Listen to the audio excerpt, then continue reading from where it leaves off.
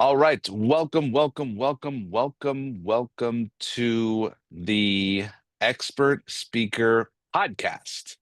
We're here with Lalita Dixit, HR expert. Welcome, Lalita. Thank you so much, Majeed.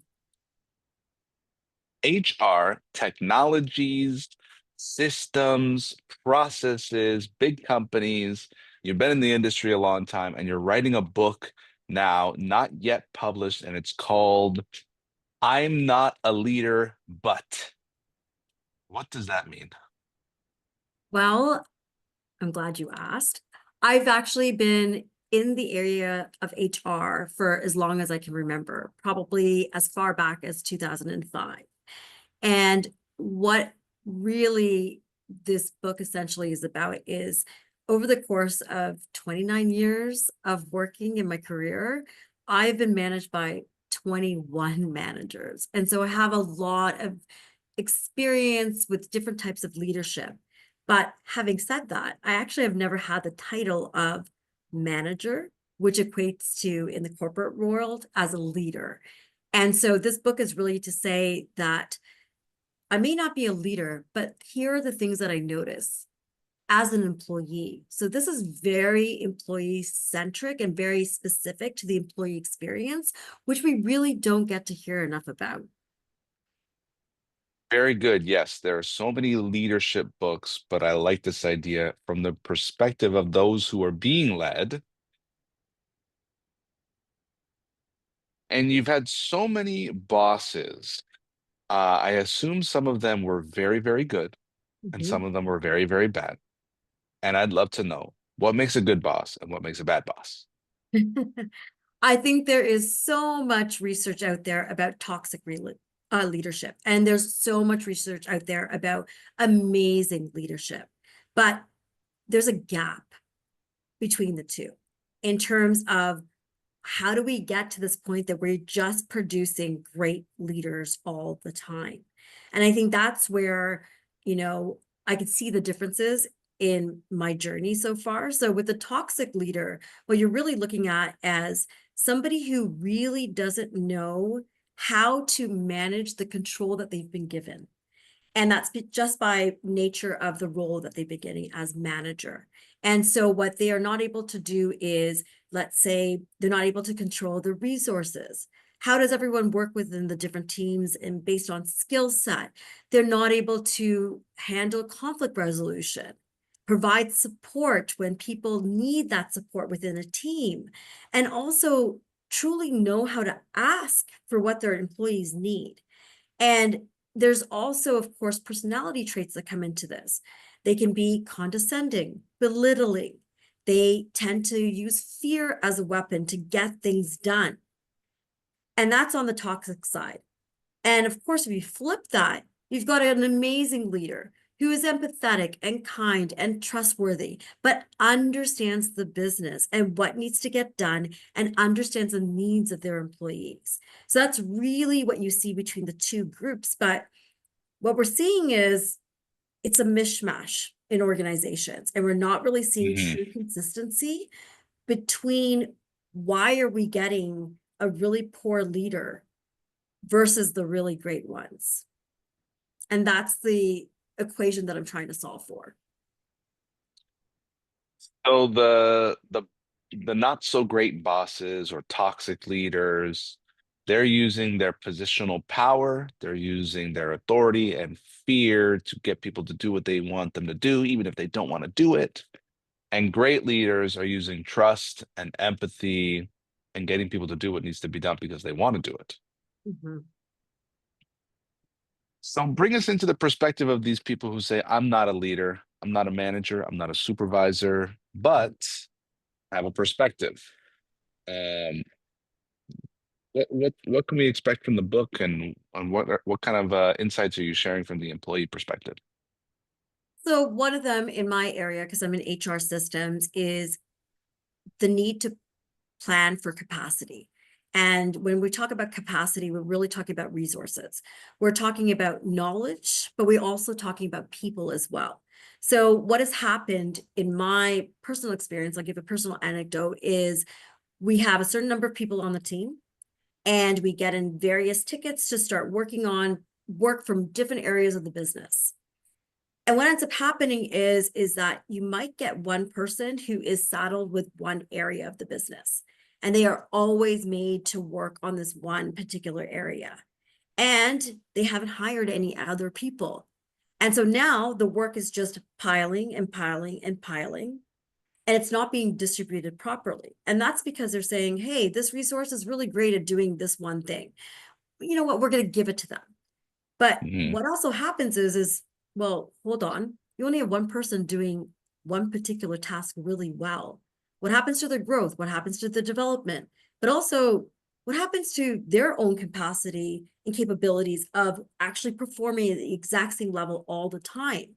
And then what ends up happening is the employee ends up becoming responsible for a problem that they never created in the first place and they're not responsible for, which is managing resources. Finding out, okay, well, I can prioritize this, but not this. And I might need help with this, but not this. Or, you know what? This is the list of things that need to be done. And that's not necessarily their responsibility to put up their hand and say, hey, I need help. There's not enough people to do this job. I can't do it alone. I'm going on vacation next week, and guess what? There's no one to cover me. And I'm just going to wait till I get back, and it's going to be even more work. So, this is the kind of things that I'm speaking of, which is the leadership that needs to be making these decisions at a certain level need to actually be making those decisions with the intention of how it's going to impact the bottom line. For them, it's about dollars and cents and getting, the goods or services out, right? Or even the task performed to the best of the ability. So the, organization runs. The bottom line really is your employee, right? If you want something to get done, well, you need to be able to give the employee the right tools to do so. So this is where the book is really going to demonstrate what the decisions that are being made up here and how they're really impacting the employee down here. And for them to see a more granular level than what they're used to, which is, I have a bird's eye view. I just have this work to get done. I don't care how it gets done, which never is fair to the employee. So these leaders and managers, good and bad, they're not really understanding the capacity of the employee, and the employee can become overworked, overloaded, um, resulting in burnout or not growing, not being able to sustain the high output in that category. And so the book gives some visibility on that issue and some tools on how to mitigate those circumstances. Exactly. It's not just identifying what it is that I've observed, what is the research speaking to. It's really about also providing solutions and actually saying, hey, this is an issue. How are you going to solve for it? Because resource capacity planning is always an issue. How do you know how much work you have versus the actual people to do the work? And also their capabilities to do that work is another factor as well. So that's just one of many topics that I'll be speaking to. I'm Yeah. also trying to identify as well in terms of how do we actually get someone to become a leader? How are these promotions being done? Are we just looking at dollars or cents, or are we actually looking at leadership qualities that we want someone to have who's being promoted into a leadership type of role? And this is where I don't feel also there is the right type of valuation. So this is where it's a holistic viewpoint to just say these are not just the decisions that you see in terms of a productivity level or lens, but also, well, what are we doing to set leaders up for success as well? How are we making sure we got the right type of leader in our organization? So Hmm. the book is going to encompass a lot of different pieces, all about leadership that impact the employee that's going to be led. Hmm. Cool. So it sounds like organizations are promoting some leaders based on metrics that are not entirely aligned to picking the quote unquote best or right leaders. And so my question is, what are they measuring now? How are they choosing leaders? And what about that process is flawed?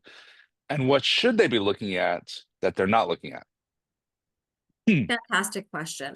Uh, I'm sure many of your listeners have had an experience where they've worked side by side with a colleague, and then that colleague gets promoted. And as a colleague, they're like, wow, it's amazing working with them. They're so good at what they do. And I love working with them. They're a good person and they do well in terms of output of the work. And so when you work together, they work great. But then they get promoted. And suddenly you're like, oh, I report to them and they're a terrible leader. They are Mm, micromanaging. They are not able to control the level of work that needs to be done. They're not hearing out concerns. They're not providing support. But that's what you saw them do as a colleague. And now they've been promoted as a leader. And see the gap, what I'm really seeing in the measure pieces that they're using right now seem to be about just simply, were they able to adhere to deadlines? What is the feedback we're getting back from clients? And the stakeholders will say, they did an amazing job. They delivered this on time. They gave me all the options. It was incredible. mm, But what they're not getting or seeing is that piece in between that says, well, how do they manage things under pressure, for example? How are mhm, they actually working with their colleagues and the stakeholders? Is there something that is missing? Is there something they're doing really well? The leadership pieces in terms of qualities, those I feel haven't been vetted out the same way. And so mm, that's what we need to be speaking to more, is to say, okay, are you actually what we need as a leader? Here is our baseline level of the qualities that we want. Are we getting them? Yes or no? And do some sort of assessment with the people who would be reporting into this leader, as well as stakeholders, as well as their manager. Not just looking at simply, hey, they did a great job, they delivered on time, they saved us X amount of money, and there's a lot of efficiencies they created. Beyond that, what kind of person are mm, they when they work with others? mhm. Very cool. If you could summarize your HR philosophy in one or two sentences, and if you could stand on a stage, since this is the Expert Speaker podcast, and you have in a room the heads and leaders of organizations and HRs, and in just one or two sentences, explain your philosophy that would make the world a better place and make companies more effective in their leadership culture and training and selection, what would those one or two sentences be? Your HR philosophy. That's a great question. My HR philosophy, simply put, would be that we want leaders to create more leaders. That's really essentially what you want your organization to do. And it Yeah. doesn't have to be people managers. It simply is, you want the leadership to continue growing in your organization.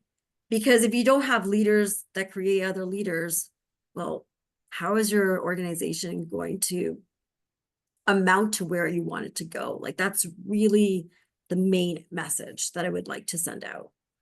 I love that. Well, I can see it on a banner, and it's three words: leaders make leaders. And the way you can say that as an HR expert is you can say, in my experience of 25 years in HR, I know one thing to be true: leaders make leaders. And let me tell you a story to prove it.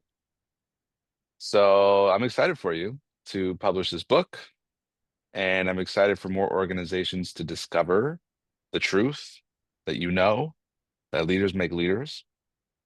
Thank you for sharing your wisdom here on the Expert Speaker Podcast. We're going to wrap up. I'll ask you, how can people reach you if they want to find your book when it's published, or if they want to connect with you socially? So on So, social media, I mean. yeah, no, of course. Right now they can connect with me on LinkedIn. I have a page that's there, which is Coaching with Lal.